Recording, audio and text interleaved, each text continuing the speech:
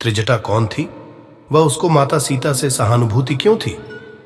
त्रिजटा रावण की नगरी में एक ऐसी राक्षसी थी जिसका जन्म तो राक्षस कुल में हुआ था, लेकिन उसका हृदय देवियों के समान पवित्र था।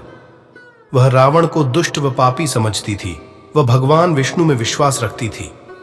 रावण के द्वारा माता सीता का अपहरण किए जाने के पश्चात उसे अशोक वाटिका में रखा गया था, जहां माता त्रिजटा को ही उनकी सुरक्षा का उत्तरदायित्व सौंपा गया था। उस समय उसने अपनी बुद्धिमत्ता के साथ माता सीता को संभाला था। दोस्तों, चलिए त्रिजटा के बारे में और जानते हैं। आखिर त्रिजटा ने माता सीता की सहायता क्यों की? त्रिजटा किसका अवतार थी? त्रिजटा के जन्म के बारे में वाल्मीकि रामायण व तुलसीदास की रामचरितमानस में तो नहीं बताया गया है, लेकिन कुछ अन्य भाषाओं में त्रिजटा के बारे में भिन्न भिन्न विवरण सुनने को मिलते हैं। सबसे प्रमुख मान्यता के अनुसार त्रिजटा को रावण के छोटे भाई विभीषण व उनकी पत्नी सरमा की पुत्री बताया गया है।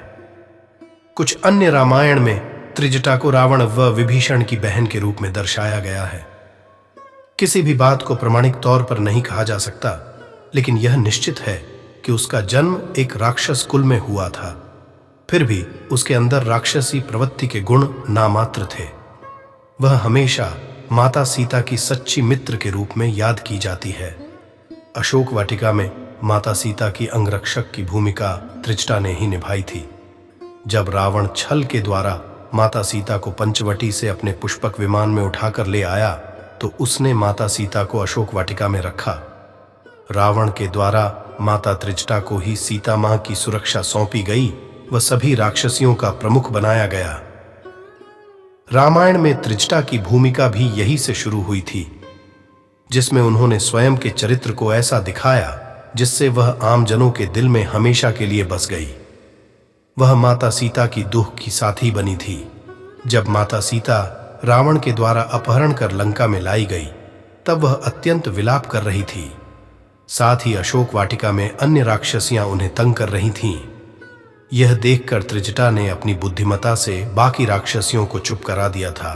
वह माता सीता को ढांढस बंधाया था।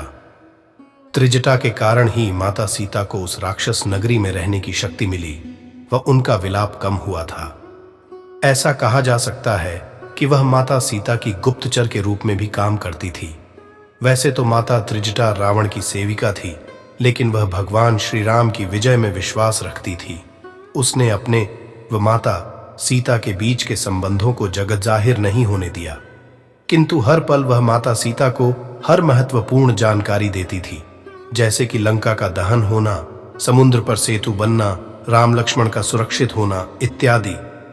त्रिजटा के द्वारा समय समय पर माता सीता को जानकारी देते रहने से उनकी हिम्मत बंधी रहती थी। अंत में भगवान श्री राम व दशानन रावण के बीच भयंकर युद्ध हुआ व उसमें रावण मारा गया। इसके पश्चात विभीषण को लंका का अधिपति बनाया गया व उन्होंने तुरंत माता सीता को मुक्त करने का आदेश जारी कर दिया। त्रिजटा माता सीता के जाने से तो दुखी थी, लेकिन प्रसन्न भी थी कि अब सब विपत्ति टल गई। अग्नि परीक्षा के बाद जब माता सीता भगवान श्री राम के पास आई, तब उन्होंने माता त्रिजटा के वात्सल्य व प्रेम के बारे में उन्हें बताया। यह सुनकर सभी बहुत खुश हुए।